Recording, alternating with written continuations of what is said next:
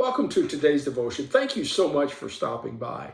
I have a challenge that I will issue at the end of the devotion. So I'd ask you to stay around because I'd really like to see if we can make a difference in people's lives in the coming week.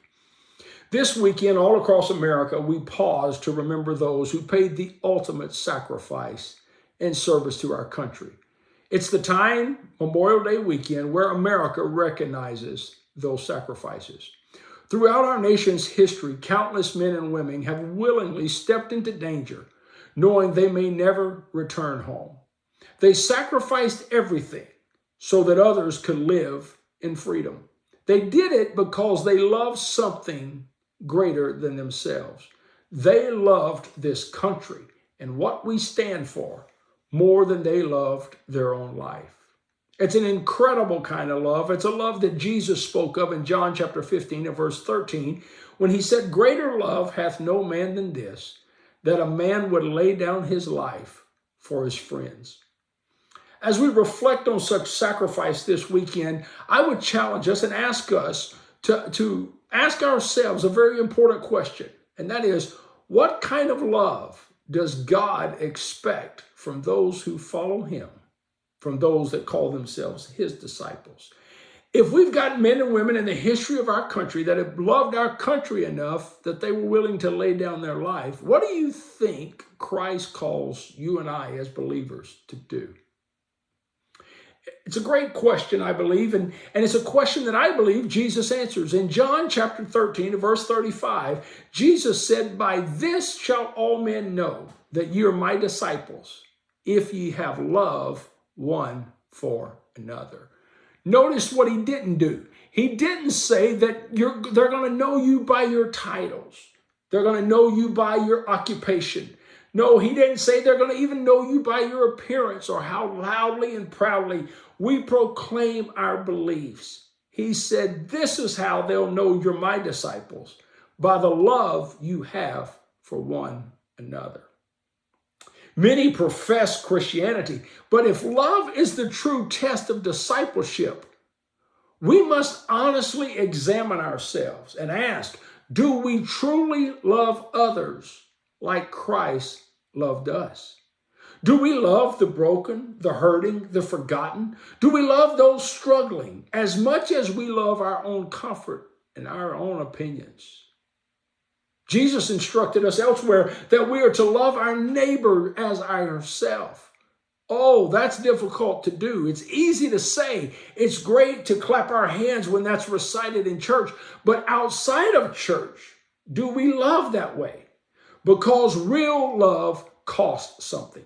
If I love others, I'm willing to sacrifice for them. If I love others, I'm willing to give of my time to them. If I love others, I will carry burdens that are not my own. If I have the opportunity to share Christ with other people. How will the homeless person know that I follow Christ if I only look at them in judgment? How will the addict know that I have followed Christ if all they see out of me is condescension instead of compassion? How will the wounded and the hurting know that healing exists if the church becomes a place of criticism instead of grace? Too many fellow believers want to criticize those that may not know everything we know about the Bible, that may not live the way we think they should, but that is not an excuse for us to not love them.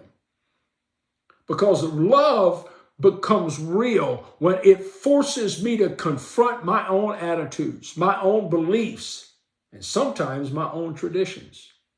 I can't sing or teach Sunday school on Sunday and then tear people down the rest of the week if I'm a disciple of Christ.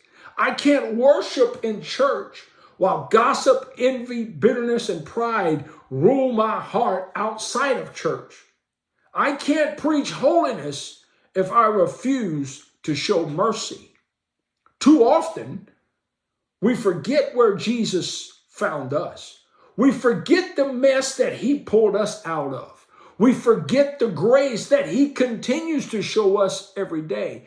We forget that if it were not for his mercy, you and I would be in the same situation of those that we judge. Jesus' love, the love that he expects out of us, drove him to other people. He ate with sinners. He touched the lepers. He welcomed the outcast. If I love people like Jesus, I've got to love them before they change.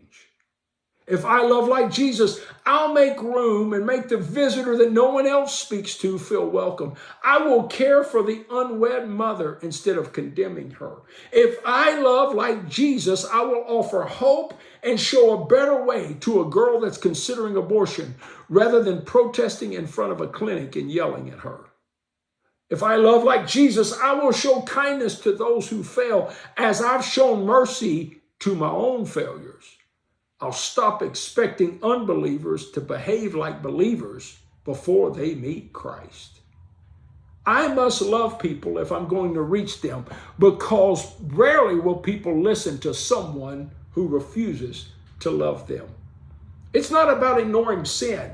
This is about loving people enough to lead them to truth. It's about loving people enough to help them see what God wants to do for them. Holiness without love becomes legalism. Truth without compassion becomes a weapon. And so-called standards of holiness are meaningless without a life of holiness and love of God. Jesus never calls us to win arguments at the cost of losing people. He calls us to love. The greatest testimony of our faith is not what we say in church. It's how we treat people outside of church, how we tip the waitress at a restaurant, how we respond to those who disagree with us, how we treat people who can offer us nothing in return. There's a world that's hurting. People are searching, and many will never know the love of Christ unless they first see it lived out through us. So this Memorial Day weekend, let us honor those who gave their lives for freedom, but let us also remember the call of Christ to love deeply, serve humbly, show mercy freely, and to reflect Jesus Christ everywhere we go and in everything we do. Because the question still remains, how will they know that I'm a disciple of Christ if I don't show them love? So for the challenge this week, I ask every one of us to be intentional about showing the love of Christ to a world that is hurting. Show the love of Christ to those that are in need. Come back when you do. Share it on social media. Let's talk about it. I'd love to hear how we're reaching out to people and showing them the love of Jesus Christ. So until next week, go show love to somebody else. God bless.